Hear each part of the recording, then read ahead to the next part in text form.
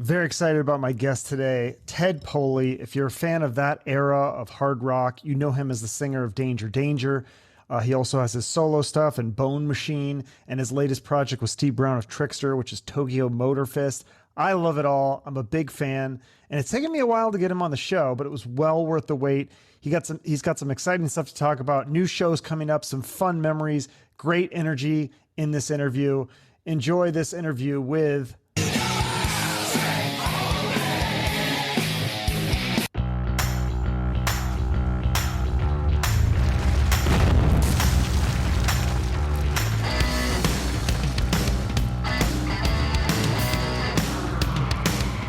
Okay, cool. Wow, you look great. What is your secret to stay? You look the same as you did in 1992.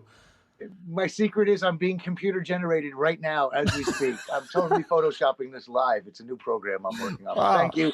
I appreciate that. But if you were in the same room as me, you might say like, maybe not so much. But thank you. I'm 60 years old right now. So That's amazing. I know. I thought so too. You don't have any like, you don't drink green smoothies or anything, or you have some sort of health tip? Do you jog every day or meditate or yoga? What is it?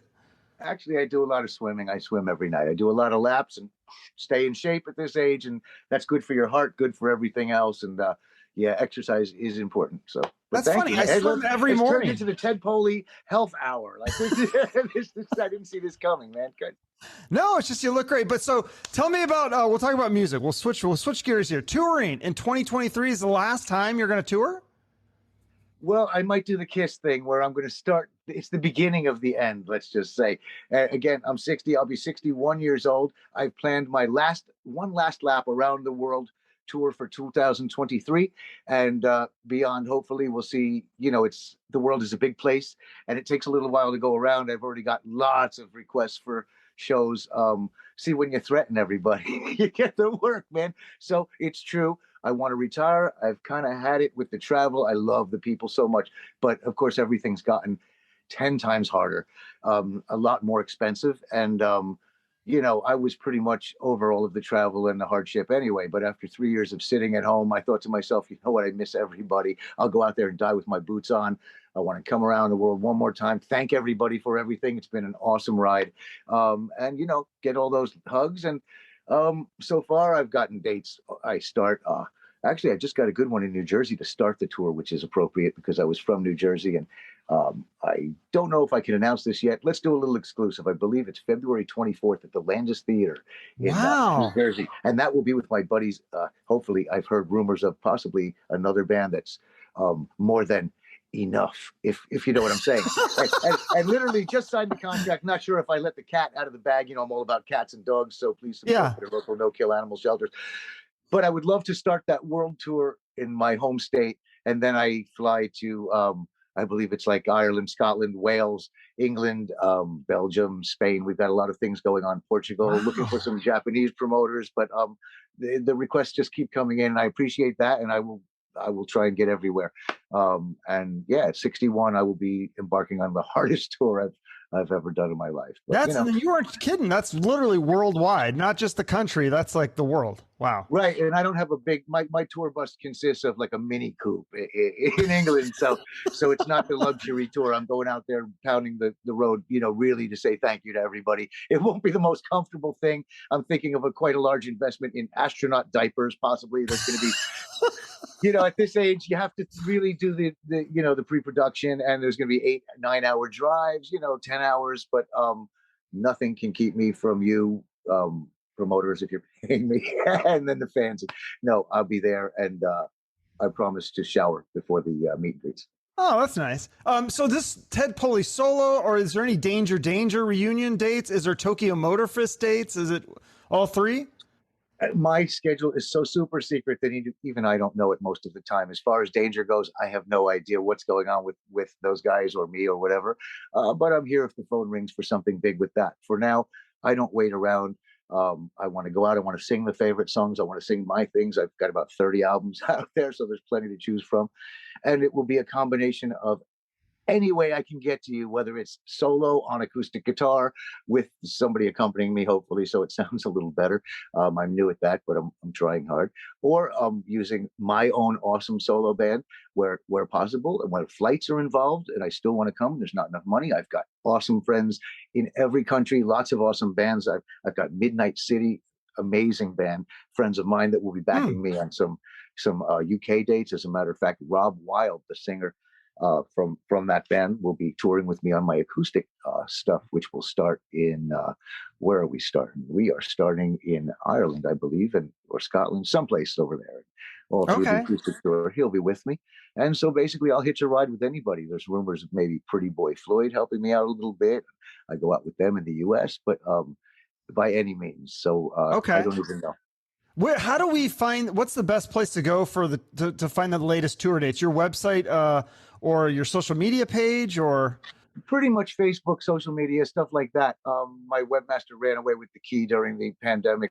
Poley, I will have the site up and Are you running back? again pretty much, pretty soon. And I'll have all of the tour dates, lots of cool new merchandise, special things. And you can still go on there now, ted-poley.com, and sort of catch up if you'd like to purchase their songs for like 99 cents. I believe it ends up, I get about 40 cents after it's all done. But if like millions of you do it, I'll still not be rich, but the music's available for you. It's not for me, trust me. I've got, I don't make a lot off of that, but it's there because I did the work and people love it, and the stuff is sold out and it's out of print. So you can go to my site, you can download for 99 cents, or you can download lots of albums. And thanks for that. Some of that money always goes to support one of two no-kill animal shelters that I support.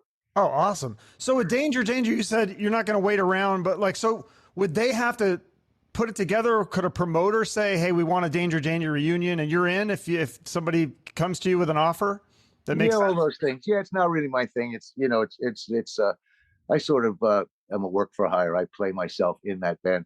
Um, we get along. We're friendly.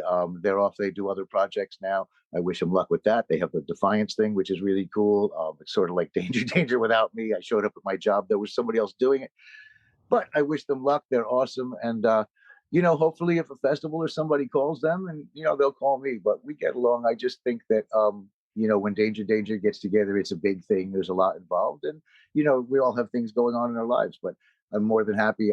I was always the one that liked to tour the most. I've never really been off the road except for a little thing called the pandemic, but I've been on the road basically for 45 years. So, Wow. it's so I'm ready to do anything. And thank you for mentioning Tokyo Motor Fest, which Yeah. I Yeah. love. That's been a blessing. So there's hopefully some shows coming with that. Steve Brown, the music genius, I mean, just can't say enough good things about him. He's so super talented. And Tokyo Motor Fest has been a real surprise blessing. And like I say, Danger, my solo stuff, and you never know, acoustic, electric, mowing your lawn, whatever it takes to get to you. Okay. Will you be doing any shows on the West Coast? I'm in Arizona, so I mean, I could drive to LA or Vegas, anywhere around there. Again, I'm available. I hope to.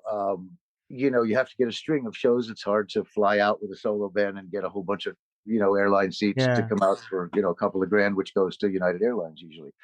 But, and of course, I want to be everywhere. I've been everywhere. I've got a lot of friends. And, thanks to the Monsters of Rock Cruise, my Monsters, I love you guys. Shout out to the Monsters. They're everywhere. And that's been also a real blessing. I've gotten to meet a lot of fans, again, from around the States where I haven't been able to afford to tour. But we can all meet on a wonderful cruise ship in the middle of the Caribbean and have fun. So I've made a lot of awesome friends that I would like to come out and see. So you never know. Promoters out there, I'm available. Let's see what we can do. It's still early booking 2023 right now. And here we are. Are you doing the Monsters of Rock cruise in the next one, the 2023 one? I sure am. That is my one of my favorite things in the world. Best people in the world. People who run it are great. Everybody that works it is great. The fans are amazing. It's a real up close and personal thing. I get to take a vacation with 5,000 of my closest fans, and I look forward to it every time. I think every band, wishes that they were on it, and I'm very fortunate. You can't be on every year, but I've been very fortunate. They call me the captain, and I'm on again in 2023.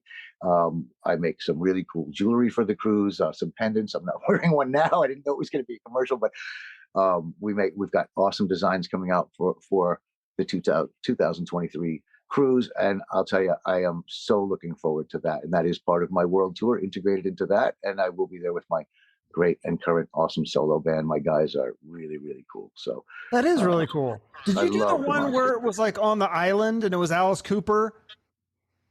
It wasn't on an island, but I mean, yeah, we did I've done like the past, I think I've been on there, I don't know, 6 or 7 times. Several different cruise lines that we've destroyed, and but it's been a lot of fun. I mean, I really, again, you can't, it's almost like a dream come true, and I'm so glad I'm on next year, and I wish I'd be on every year, but of course they have to make room for other bands, and you never know. But Yeah. so far so good, and really, it is the greatest. If I don't think it's sold out yet, and to anybody out there that wants to really go see some of your favorite bands and then end up singing karaoke with them, wasted at night at 2 in the morning, that's the place to do it. It's a lot of fun, and things happen that's just priceless. So hope to see you all on there. That sounds fun. I'll have to hit some. I may either have to fly to a show or do that cruise. I've never been on a cruise in my life, so it sounds like a blast. I never did either. To me, I'm a little bit hyperactive. I'm a personality. I like to get where I'm going and just do what I'm doing. And to me, a cruise was just like you never get there, and I never really understood. But actually, having been on it, now I get the point. You get to go basically, drink all day, and you don't have to drive home to your room. It's awesome. There's entertainment everywhere, and not only that, you wake up at a different place every day, and if you want, and you're into sightseeing, you can disembark and see some really cool things. I got off in Jamaica, where I've been going to Jamaica for about 40 years. It's my home away from home. I love it. But we were parked there, and I looked out and I said, oh, I don't think I can stand going for just a few hours, but then I couldn't keep away. So my manager and I, a few fans, we went out, we climbed the falls, and where else can you go and climb the falls in Jamaica with like, rock singer or somebody that you have followed. It's just really cool, man. That's amazing. So when you look back at your career, I mean, 61, you've done so many amazing things. Do you look at those, the later years, as more the highlights, or do you look at those like years where you're opening for Kiss and Alice Cooper in the arenas and on MTV? Was that like the best years of your life? Everything you just said, everything.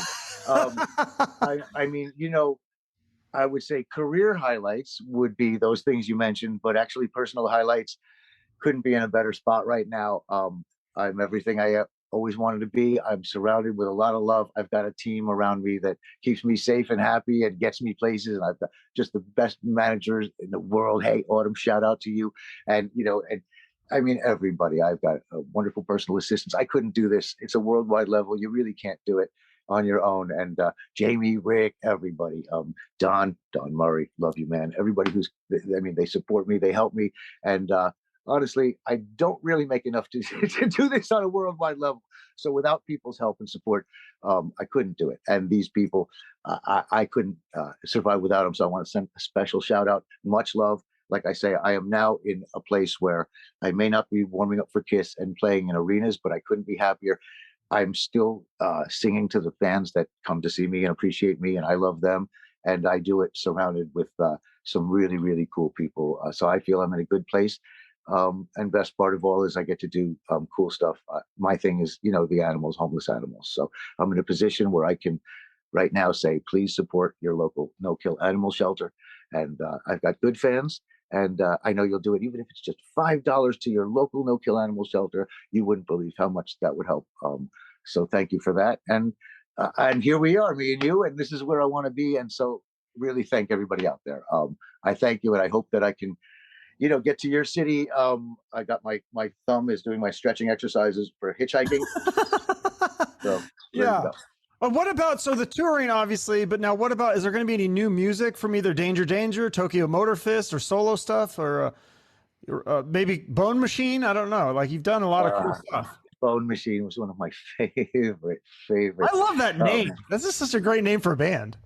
It was about my dog. It was a little bone machine. He was my Pomeranian, who I miss very much, Mr. Peebles. Anytime anybody would ever come over, he had this stuffed rabbit that he would just pull out in front of everybody and just start like basically just humping it from behind. So that was his thing. That was his time to shine. And he did it every time. As a matter of fact, a famous photographer was doing a photo spread on me And right in the middle of that, the dog pulled out his little, buddy and started, making love to it. And so the photographer thought that was great. So he snapped the famous shot of him. Basically, if you look at the cover of the first Bone Machine album, you'll see a really cute dog. But if you look a little closer, you'll see that basically that was my analogy for the music business at the time. Me being the animal and yeah, him being the music business. And you can see he's basically, if you look closely, it's a pretty funny album cover. And so he was my little bone machine. I loved him. And also it was alluding to also, joints, which now are legal, but then were more fun when it was illegal. So bones, the whole thing. And it was the heaviest, coolest band ever. J3 was a genius behind that music. He is now the genius behind the Struts. He runs the sound live sound reinforcement for them, warming up for the Stones and the Who and around the world. And he was in Methods of Mayhem, just a genius. But I was going to ask you about that. Yeah, he was your solo guy, and then it was Tommy Lee. I didn't know he did the Strut stuff, though. That's crazy. Yeah, man. Yeah, Tommy Lee was right. It snaked my guy, man. My stuff was basically like so good. It was demos for him to just make a great career, and he deserved it. I helped him do that. And you know what? He helped me a lot. I love those albums. Disappearing Ink is one of my favorite albums. It was sung. He was a slave driver. I was no such thing as auto-tune, nothing. When I couldn't hit those notes, he made me sing it. He was like, not thick enough, just like the Breakstone sour cream guy. He'd make me sing it until I would and it was all real. And some of my best vocal performances ever, some of my favorite songs. There's a song called Deep Inside, which I begged him for. He wrote that song. And I think we were sitting on the floor of Heathrow Airport after the first tour of England, which was amazing enough. And I said, I really want to do another album. I said, and he played me that demo. And I said, oh, this is one of the best songs I've ever heard. Please, we have to do this. And we had just had such a good time. He was sort of on the fence if he wanted to do another album. But we just toured England and it sort of worked by accident. We had a great time. So he said, yeah, sure, let's do it. So I got to sing that song. He wrote it, but it's one of my best vocal tracks in my whole life. I was on that day and it's all real. And very proud of that. So Deep Inside, if anybody gets a chance to hear that by Bone Machine, I'm in heavy rotation on YouTube. I'm pretty sure somebody has put it up there. You can look it up.